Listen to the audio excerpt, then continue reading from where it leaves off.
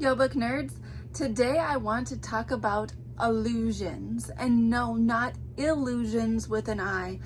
Allusions spelled with an A. An allusion is a literary device. What the heck is a literary device? Well, a literary device is something that authors use to add layers to their story, to add context, to add more subtle meanings, basically to enrich their writing. I love allusions. I nerd out over allusions. Why? Because I've said it before, I am obsessed with literature behind literature. And allusion is exactly that. An allusion is when an author makes a reference to something else without explicitly explaining it. Allusions can be to other literature, to periods in time, historical events, songs, movies, famous people, pretty much anything. But usually whatever is being referenced is something famous. Typically it's something that many people know. But an allusion is a figure of speech. And when you know the allusion, it'll give you a little in to the text. It's almost like an Easter egg. You understand a layer that someone else who doesn't get the reference will not. Classics do this all the time. The most common allusions are allusions to the Bible or to Greek and Roman mythology. More modern classics will make allusion to older classics, and modern books will make allusion to older works as well. It just kind of layers itself in that way. And TV and movies will make these references too. But when an author makes an allusion, they do not explain it. So if you don't get it, it will go over your head. You will miss the reference. It will take away that little bit of context that you would have otherwise gotten. I think when you know what allusions are, when you know some general ones that are used often in literature, it can add to the experience of reading. It can make it more fun and more interesting. Knowing these origins just adds these layers you wouldn't have gotten otherwise.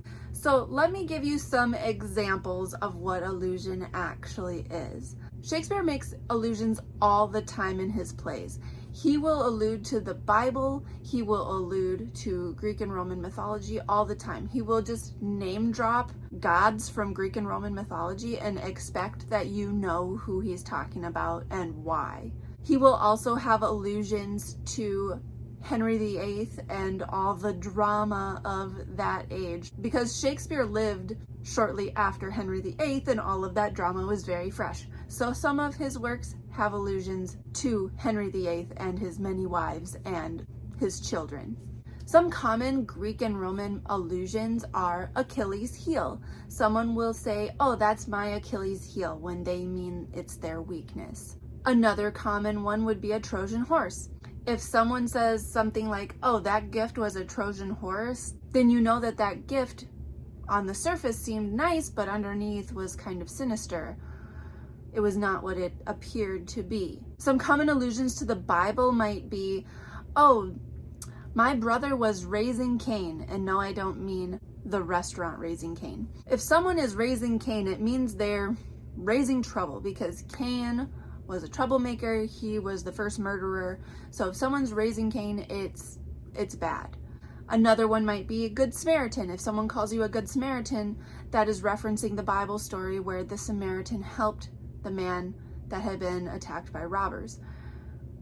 You probably didn't help someone that had been attacked by robbers. Maybe you did, but it just means that you're being a good person and you went out of your way, like the Samaritan in the Bible did. Forbidden fruit is another biblical allusion, alluding to Eve taking the apple and eating of it when she wasn't supposed to. If someone says, "Oh, that was forbidden fruit," it means you want something you're not supposed to have. Here are some other examples of allusions that don't come from the Bible and don't come from mythology. If someone said, "Oh, that guy is a real Scrooge," they're alluding to the character Scrooge, who is a crabby old man. And so if someone called you that, we'd know you're probably a grumpy person. If someone says, oh, they're like Romeo and Juliet, probably means you're some form of star-crossed lovers, your love was never meant to be. Or maybe they say, oh, she's the Bonnie to his Clyde. And that allusion obviously is to Bonnie and Clyde, the outlaws. But when used as an allusion like that, it probably means something along the lines of, you are a couple, you are very similar, you are meant to be together. If I say something is my kryptonite, if I say spelling without writing it down is my kryptonite, I cannot spell in my head. Like, I have to be writing it. So spelling in my head is my kryptonite. That means it's my weakness. Kryptonite references Superman. But if you don't know anything about Superman, if you've never heard of kryptonite, you are not going to get that allusion. You're going to be like, what is this weird word that she's using? There are so many allusions, I would never be able to list them all. And they are so subtle. They could be one word. And so if you don't know these references, it is very easy for them to go over your head. As someone who loves to read classics, I highly recommend that you read some Greek and Roman mythology and maybe read the Bible, even if you are not a religious person, if you want to read a lot of classics, because they will reference those things, especially Shakespeare. If you want to read Shakespeare, it's very helpful to have a background in these things. It will help you with some of the subtleties in the language.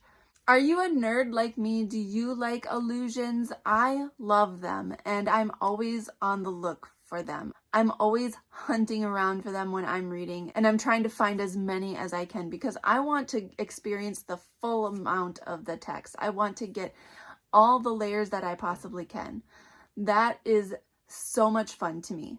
That's all I have for you guys today. I hope that you head out now and search for allusions in the books that you're reading. Hit that like button and subscribe. Thanks for talking books with me.